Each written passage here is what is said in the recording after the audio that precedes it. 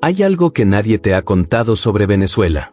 Durante años, el mundo entero miraba a Maduro, lo señalaban en las noticias, lo criticaban en los foros internacionales, lo responsabilizaban de todo. Pero había alguien más, alguien que operaba desde las sombras, alguien que tomaba las decisiones reales. Cilia Flores, la esposa de Maduro, la mujer que todos pensaban que era solo la primera dama. Investigaciones periodísticas, testimonios de exfuncionarios y documentos filtrados revelan una historia muy diferente a la oficial. Esta no es la historia de Maduro. Esta es la historia de cómo una mujer construyó un imperio de poder invisible, cómo llegó desde la pobreza absoluta hasta controlar las decisiones de un país entero. Hoy vas a descubrir 4 cosas que cambian todo lo que creías saber. Primero, el momento exacto en que Cilia pasó de ser esposa a ser la verdadera tomadora de decisiones, el día que marcó el cambio. Segundo, cómo construyó una red familiar de poder con 47 personas clave en posiciones estratégicas del gobierno. Tercero, las reuniones secretas que definían el rumbo del país, testimonios de quienes estuvieron presentes. Y cuarto, cómo su obsesión por el control la llevó a tomar decisiones que afectaron a millones de venezolanos. Te voy a avisar cuando llegue cada revelación, pero antes necesitas entender de dónde vino esta mujer, porque ahí está la clave de todo.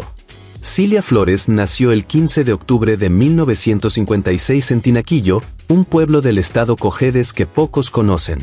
Recuerda ese nombre, Tinaquillo, porque todo lo que Cilia construyó después, todo el poder que acumuló, lo hizo para nunca volver a ser la niña pobre de ese lugar.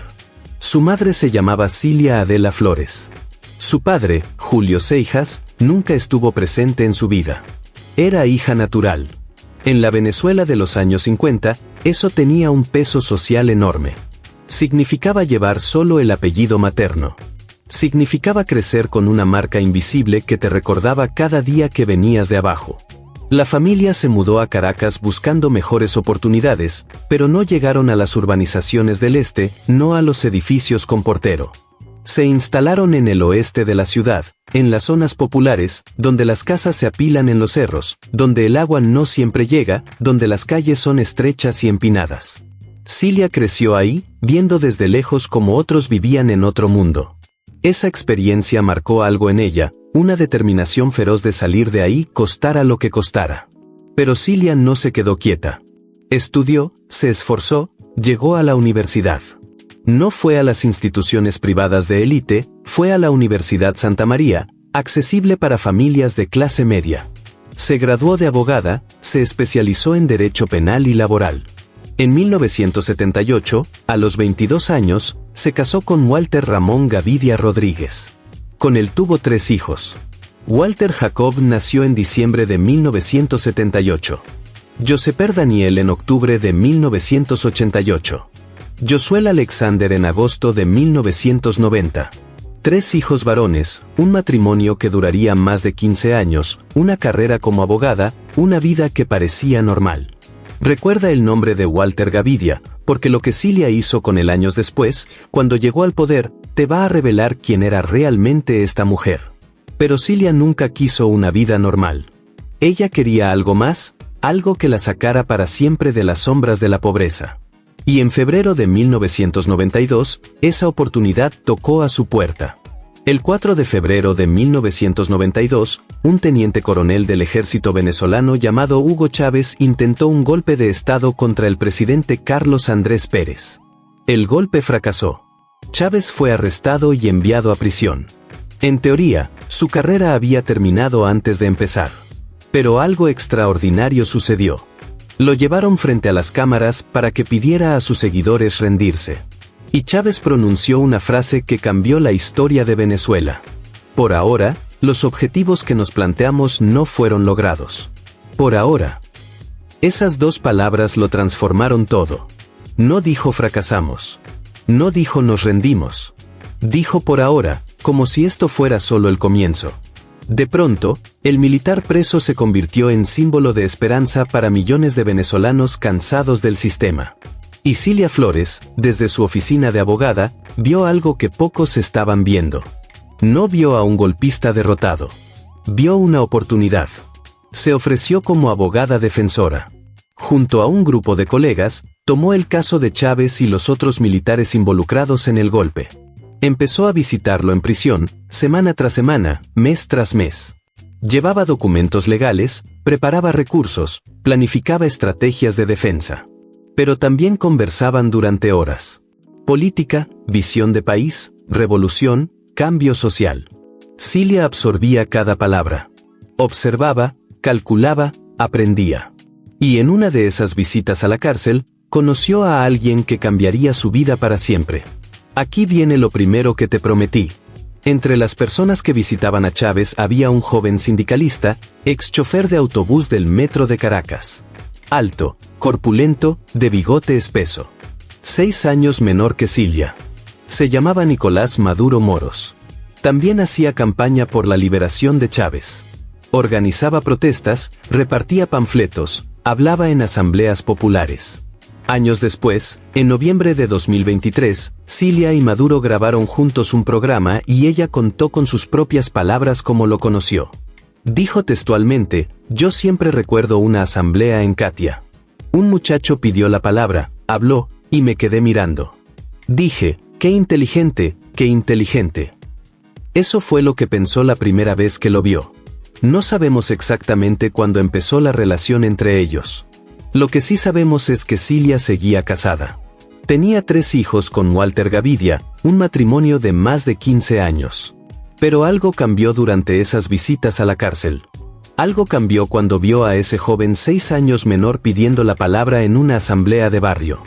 En 1994, el presidente Rafael Caldera indultó a Chávez. Salió libre. Y Cilia ya estaba a su lado, junto a Maduro, construyendo lo que vendría después. Su matrimonio con Walter Gavidia terminó. Hay reportes periodísticos que hablan de problemas en la relación, de infidelidad. Los detalles nunca se hicieron completamente públicos. Lo que es un hecho es que Cilia dejó a su esposo después de más de 15 años juntos, se quedó con la custodia de sus 3 hijos y empezó una nueva vida con Nicolás Maduro. Un hombre 6 años menor. Un hombre que algún día sería presidente. Y ella estaría ahí, a su lado, controlándolo todo. En 1997, Cilia participó en la fundación del movimiento Quinta República, el partido político de Chávez. En 1999, Chávez ganó la presidencia de Venezuela con una avalancha de votos. Y Cilia estaba lista para cobrar. Para el año 2000 ya era diputada de la Asamblea Nacional. En 2005 fue reelegida. Y en agosto de 2006 hizo historia. Cilia Flores se convirtió en la primera mujer en presidir la Asamblea Nacional de Venezuela. La primera en toda la historia del país. La niña de Tinaquillo, la hija que creció sin padre, la que venía de las barriadas del oeste de Caracas, ahora era oficialmente una de las mujeres más poderosas de Venezuela. Pero eso no le bastaba. Nunca le bastaba. Aquí viene lo segundo que te prometí. En julio de 2008, un sindicalista llamado William Díaz hizo una denuncia pública que sacudió al país. Era el presidente de la Unión de Trabajadores de la Asamblea Nacional. Representaba a los empleados que trabajaban en el Congreso, los que veían todo lo que pasaba por dentro. Y denunció algo explosivo. Durante un concurso público para elegir nuevos empleados de la Asamblea en 2007, hubo irregularidades graves. El jurado estaba compuesto por 7 personas. 2 de esas 7 personas eran familiares directos de Cilia Flores. Una era su prima, Numidia Flores. La otra era su nuera, Magalí Gutiérrez. Desde sus posiciones en el jurado, avalaron la contratación de decenas de familiares de Cilia. Díaz presentó la lista completa. 47 personas. 47 familiares de Cilia Flores contratados en la nómina del gobierno. Te voy a leer algunos nombres. Sus 4 hermanos, todos. 2 sobrinos. 2 primos. Su propia madre, Cilia Adela Flores. Su hijo mayor, Walter Jacob Gavidia Flores. Su sobrino Carlos Eric Malpica Flores.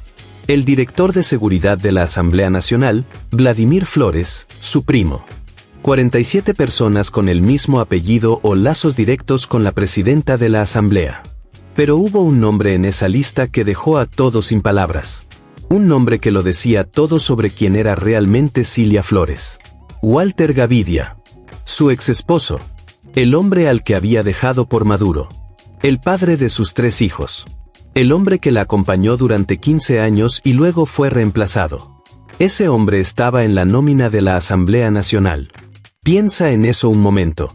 Imagina que tu expareja, la persona que te dejó por alguien más, de pronto se convierte en una de las personas más poderosas del país. Y te ofrece trabajo. Un trabajo donde ella es la jefa. Donde ella tiene el control total. Y tú aceptas, porque ya no tienes opciones, porque el poder de esa persona es tan grande que no puedes decir que no. Eso es exactamente lo que Cilia hizo con el padre de sus hijos. Lo convirtió en su empleado. Lo puso bajo su control. Una humillación silenciosa pero devastadora. Cuando los periodistas le preguntaron sobre las acusaciones de nepotismo, Cilia respondió con una frase que se volvió famosa. Mi familia ingresó por cualidades propias. Me siento orgullosa y defenderé su trabajo las veces que haga falta. Cualidades propias. 47 familiares, todos con cualidades propias excepcionales. Incluyendo al exesposo que abandonó. Una diputada de la oposición, Pastora Medina, respaldó públicamente la denuncia de Díaz. Habló del despido arbitrario de más de 46 trabajadores para hacer espacio a los familiares de Cilia. Pero no pasó nada. Nadie fue investigado. Nadie fue sancionado. Porque tocar a Cilia era tocar directamente al poder. Y nadie se atrevía. El 5 de marzo de 2013, Hugo Chávez murió. 14 años en el poder y de pronto ya no estaba. Venezuela quedó sin líder. Pero Cilia había pasado 2 décadas preparándose exactamente para ese momento. Nicolás Maduro, su pareja desde los años 90, fue designado como sucesor por el propio Chávez antes de morir. Chávez lo dijo en televisión, demacrado, sin cabello por los tratamientos médicos: si algo me inhabilitara, mi opinión firme es que elijan a Nicolás Maduro como presidente. Y así fue. En abril de 2013, Maduro ganó las elecciones presidenciales por un margen mínimo, apenas 1,5 puntos de diferencia. Un resultado cuestionado por la oposición, pero ganó. Y 3 meses después, el 15 de julio de 2013, hicieron algo que llevaban más de 20 años postergando. Se casaron. Cilia tenía 56 años. Maduro 50. Más de 2 décadas juntos sin casarse, hasta que él llegó a la presidencia. Jorge Rodríguez, figura cercana al chavismo, ofició la ceremonia civil. Y así Cilia Flores se convirtió oficialmente en la primera dama de Venezuela. Aunque ella rechazó ese título públicamente. Dijo que primera dama era un concepto de la élite, de los ricos. Ella quería otro nombre. Primera combatiente. Así pidió que la llamaran. Primera combatiente de la República. Pero hay algo que necesitas entender sobre Cilia. Nunca fue solo la esposa del presidente. Nunca fue la que aparece en las fotos oficiales sonriendo para las cámaras. Nunca fue decoración. Una politóloga venezolana, Carmen Arteaga, profesora de la Universidad Simón Bolívar, lo explicó así: no hay dudas de que Flores es la mujer más poderosa del país. Otra analista política, Estefanía Reyes, agregó algo todavía más revelador: es difícil cuantificar su poder porque ocurre tras bambalinas. No está institucionalizado. Tras bambalinas. Ese era el secreto. Maduro era la cara visible. Maduro daba los discursos, aparecía en televisión nacional, firmaba los decretos oficiales. Pero Cilia era quien tomaba las decisiones reales, la que decidía quién subía y quién caía en el gobierno, la que controlaba los hilos que nadie veía, la que operaba en las reuniones privadas donde se definía el rumbo del país. Personas cercanas al círculo de poder la describieron con una frase contundente: tiene un genio de los 1000 demonios. Un genio de los 1000 demonios. Esa era la mujer que realmente tomaba las decisiones en Venezuela. La que nadie veía en las pantallas, pero todos temían en los pasillos del poder. Mientras Venezuela se hundía en la crisis económica más profunda de su historia moderna, la familia de Cilia vivía en otra realidad completamente diferente. En 2014, los 3 hijos de Cilia aparecieron mencionados en una investigación periodística sobre irregularidades financieras relacionadas con PDVSA, la empresa petrolera estatal. Según testimonios recogidos por medios internacionales, el esquema funcionaba así. Empresarios obtenían préstamos en bolívares que luego PDVSA pagaba en dólares usando la tasa de cambio oficial del gobierno. Pero la tasa oficial era una fracción del valor real del mercado. El resultado era una ganancia millonaria. Los hijos de Cilia fueron mencionados en conexión con empresarios involucrados en estas operaciones. Nunca fueron procesados en Venezuela. Nunca enfrentaron consecuencias legales.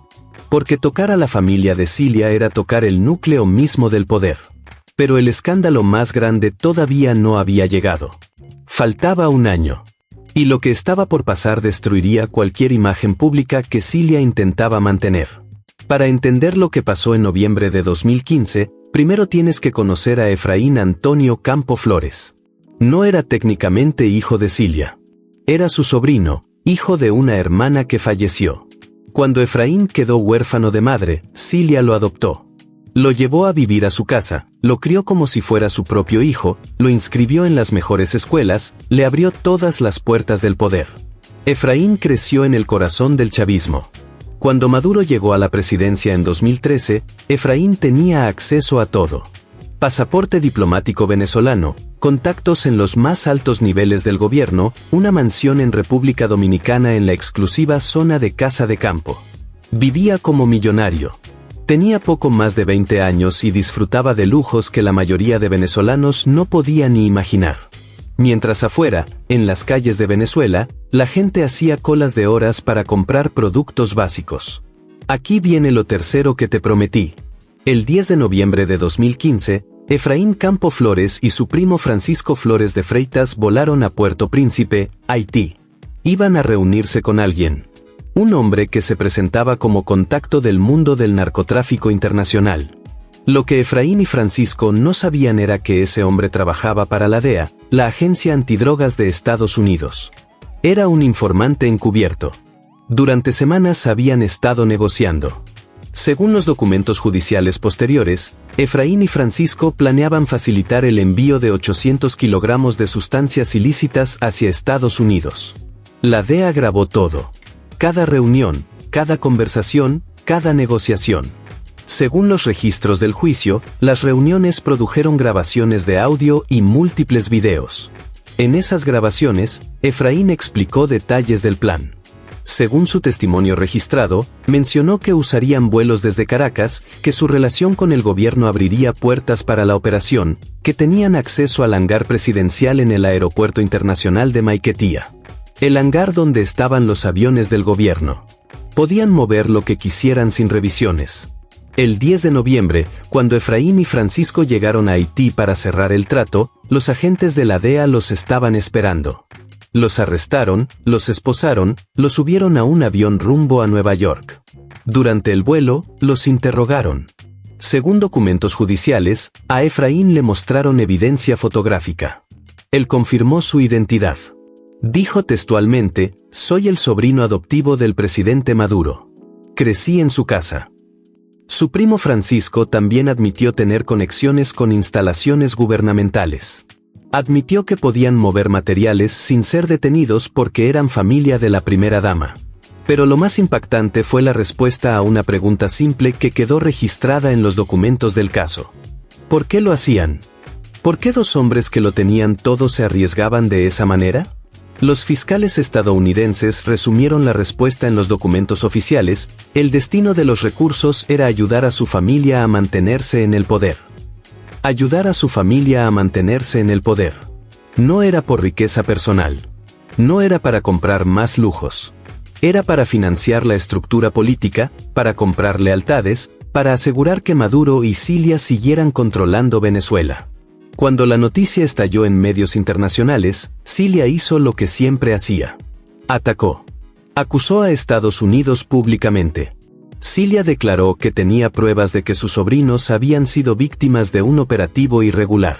Maduro publicó mensajes criticando lo que llamó ataques externos. Diosdado Cabello, una de las figuras más poderosas del régimen, respaldó esa versión. Pero las grabaciones existían. Los videos existían. Las confesiones grabadas durante el interrogatorio existían. Los documentos judiciales estaban ahí. No había forma de negarlo. Y había algo más. Algo que casi nadie recuerda. Algo que nunca se investigó adecuadamente. Dos personas clave en el caso fueron asesinadas. El primero era un hombre conocido como Amudí. Era el contacto venezolano que supuestamente había presentado a Efraín y Francisco con el informante de la DEA. Semanas antes del arresto, fue asesinado. Según documentos del caso, fue eliminado por proveedores vinculados a grupos armados. El segundo fue el propio informante de la DEA. El hombre identificado en documentos como testigo confidencial número 1. Semanas después del arresto de los sobrinos, en diciembre de 2015, también apareció muerto. Asesinado. 2 testigos. Los 2 más importantes del caso. Los 2 que podían aportar evidencia directa. Los 2 eliminados. Uno antes del arresto, otro después. Los investigadores nunca descartaron que fueran ejecuciones planeadas, pero nunca se pudo probar quién ordenó esas muertes. El juicio contra Efraín Campo Flores y Francisco Flores de Freitas se llevó a cabo en la Corte del Distrito Sur de Nueva York. Duró 25 meses. Presentaron todas las grabaciones, todos los videos, toda la evidencia recopilada. En noviembre de 2017, un jurado los declaró culpables de conspiración para importar sustancias ilícitas a Estados Unidos. Un mes después, el juez Paul Crotty dictó sentencia. Efraín Antonio Campo Flores, 18 años de prisión. Francisco Flores de Freitas, 18 años de prisión. Pero la historia no terminó ahí. Cuando los agentes registraron las propiedades de Efraín, encontraron más evidencia. En su mansión de República Dominicana encontraron 130 kilogramos adicionales de material ilícito. 80 kilogramos estaban escondidos en la casa. El resto estaba en su yate. El sobrino que Cilia crió como hijo. El niño huérfano al que le dio todo. Tenía un yate con material ilegal en República Dominicana. Mientras en Venezuela las madres no encontraban leche para sus bebés. Mientras los hospitales se quedaban sin medicinas básicas. Mientras ancianos morían porque no había tratamiento para enfermedades comunes. Mientras millones huían del país caminando por rutas peligrosas. Él tenía un yate lleno de evidencia criminal. Y es imposible pensar que Cilia no lo sabía. Era la mujer que controlaba todo. La que tenía información de cada rincón del poder. La del genio de los 1000 demonios. La que nada se le escapaba. Quizá tú también conoces lo que es criar a alguien. Darle todo lo que tú no tuviste. Levantarte temprano para que no le falte nada. Trabajar horas extra para pagarle la escuela. Sacrificarte para que tenga oportunidades que a ti te negaron. Soñar con su futuro. Imaginar que va a ser mejor que tú. Y que al final esa persona te decepcione de la peor manera posible. Eso duele de una forma difícil de explicar. Es un dolor que se queda adentro, que no se va. Pero hay una diferencia enorme entre lo que tú sentirías y lo que sintió Cilia. Cuando una madre normal descubre que alguien a quien crió hizo algo terrible, siente vergüenza. Siente dolor. Se pregunta dónde falló. Se cuestiona a sí misma. A veces llora sola sin que nadie la vea. Cilia no sintió nada de eso. No lloró. No se avergonzó. No se preguntó dónde falló. Cilia movió cielo y tierra para sacarlo de prisión. Durante 7 años usó todos sus contactos, toda su influencia, todo su poder político para intentar liberarlo. Y en octubre de 2022 lo logró.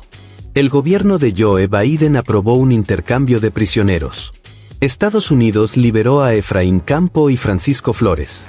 A cambio, Venezuela liberó a 7 ciudadanos estadounidenses detenidos, incluyendo a 5 ejecutivos de la empresa Citgo. Un canje. Personas condenadas por cortes federales a cambio de personas detenidas por razones políticas. Cilia recuperó a su sobrino. Y nunca jamás, en ningún momento, reconoció públicamente lo que él había hecho. Nunca pidió disculpas al pueblo venezolano. Nunca admitió que su familia estuvo involucrada en actividades criminales. Nunca. Porque para Cilia, su familia siempre estuvo por encima de Venezuela. Por encima de millones de personas. Por encima de todo. Pero el caso de los narcosobrinos era solo la superficie. Lo que estaba pasando dentro de Venezuela, en las calles, en los centros de detención, en las instalaciones del gobierno, era mucho peor. Para entenderlo, necesitas saber qué pasaba cuando alguien se atrevía a protestar. Cuando alguien criticaba al gobierno en redes sociales. Cuando alguien era sospechoso de ser opositor. Los detenían. a veces con orden judicial, a veces sin ninguna. Los metían en centros de detención. Y ahí, lejos de las cámaras, lejos de los abogados, lejos de sus familias, empezaba algo terrible. En 2018, la Corte Penal Internacional abrió una investigación formal contra el régimen venezolano. La llamaron Situación Venezuela Primera. Era la primera vez en la historia que la Corte Penal Internacional investigaba a un gobierno de América Latina por posibles crímenes contra la humanidad. La primera vez. El fiscal jefe en ese momento, Karim Khan, lo explicó con palabras contundentes: existe una base razonable para creer que se han cometido crímenes graves en Venezuela que exigen investigación y enjuiciamiento. ¿Qué encontraron los investigadores internacionales? Persecuciones sistemáticas contra críticos del gobierno. Detenciones arbitrarias de opositores, periodistas, activistas. Reportes de maltrato en centros de detención. Violaciones graves de derechos humanos contra presos políticos, hombres y mujeres. Desapariciones forzadas de personas que nunca volvieron a aparecer. La Misión Internacional Independiente de las Naciones Unidas sobre Venezuela hizo algo que nadie había hecho antes. Entrevistaron a las víctimas, a los sobrevivientes, y documentaron caso por caso lo que les había pasado. 122 casos verificados de maltrato grave entre 2014 y 2022. Solo los casos que pudieron confirmar completamente. Había cientos más sin verificar. Las víctimas describieron métodos de interrogatorio brutales. Descargas eléctricas en partes sensibles del cuerpo. Casi ahogamientos donde les metían la cabeza en tanques de agua hasta que casi perdían el conocimiento. Palizas que duraban horas. Amenazas de muerte. Vamos a eliminarte y nadie va a encontrar tu cuerpo. Amenazas de hacerles daño a sus familias, a sus esposas, a sus hijas, a sus madres, si no confesaban lo que los interrogadores querían escuchar. Los dejaban sin ropa en habitaciones con aire acondicionado al máximo. Horas. Días. Los encadenaban en posiciones dolorosas hasta que no podían mover los brazos. Un sobreviviente contó que lo obligaron a escuchar los gritos de su hermano siendo interrogado en la habitación de al lado. Otra víctima, una mujer, contó que sufrió abuso de la peor manera que se le puede hacer a una mujer. Múltiples veces. Mientras le decían que eso era lo que les pasaba a las traidoras. La presidenta de la Misión Internacional, Marta Baliñas, lo resumió así: nuestras investigaciones muestran que el Estado venezolano utiliza los servicios de inteligencia para reprimir la disidencia en el país. Esto conduce a graves violaciones de derechos humanos. La recurrencia de estas prácticas, dijo la misión, revela la existencia de un patrón sistemático de represión. No eran excesos de algunos funcionarios. No eran errores aislados. Era política organizada desde arriba. Y Cilia estaba en el centro de ese sistema de poder. Pero lo peor todavía no ha llegado. Porque lo que voy a contarte ahora es algo que cambia todo. Pero primero, un número. Un número que lo dice todo sobre lo que pasaba en Venezuela. En 2022, la organización venezolana Provea, junto con el Centro Gumilla, publicó un informe sobre ejecuciones extrajudiciales. Documentaron con nombres y fechas las personas que fueron ejecutadas por fuerzas de seguridad del Estado. Solo en 2022. Un solo año. 824 personas. 824. El director de Provea, Rafael Uzcategui, lo explicó: las cifras muestran claramente que la violencia estatal es una herramienta sistemática de control social. Una herramienta sistemática de control social. Eliminar para controlar. Y Cilia estaba en el centro de todo ese sistema. Aquí viene lo cuarto que te prometí. Lo más grave de todo. En documentos de investigaciones internacionales y reportes de organizaciones de derechos humanos, hay información que cambia todo lo que sabíamos sobre Cilia Flores. Necesito que prestes mucha atención a lo que viene. Porque esto es lo más serio de todo. Esto es lo que ningún medio venezolano se atrevió a decir durante años por miedo a represalias. Según investigaciones documentadas, Maduro y su esposa Cilia Flores habrían mantenido vínculos con grupos armados conocidos como colectivos para facilitar y proteger sus operaciones. Los colectivos son grupos armados civiles que operan en los barrios de Venezuela. Oficialmente el gobierno los presenta como organizaciones comunitarias. En la práctica, según múltiples testimonios y reportes internacionales, son grupos armados que responden directamente al poder. Tú los has visto en las noticias. Hombres en moto con pasamontañas disparando a manifestantes, golpeando a quien se atreve a protestar. Y según las investigaciones, Maduro y Cilia los habrían usado para proteger sus intereses. Pero hay más. Mucho más. Según documentos de investigaciones federales, también habrían ordenado acciones violentas contra quienes representaban obstáculos para sus operaciones, incluyendo la eliminación de personas vinculadas al mundo criminal en Caracas. Detente un momento. Procesa esto. No solo Maduro. Maduro y su esposa. Los dos juntos. Ordenando acciones violentas. Ordenando eliminar personas. A quienes estorbaban sus intereses. La mujer que nació en Tinaquillo. La niña de las barriadas del oeste de Caracas. La abogada que se especializó en derechos humanos. Ordenando eliminar personas.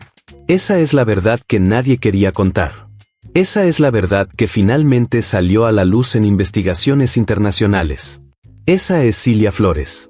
La mujer invisible del poder venezolano. ¿Cómo? ¿Cómo llegó hasta ahí? Es la pregunta que no deja de dar vueltas. ¿Cómo una mujer que creció sin nada terminó ordenando acciones tan graves?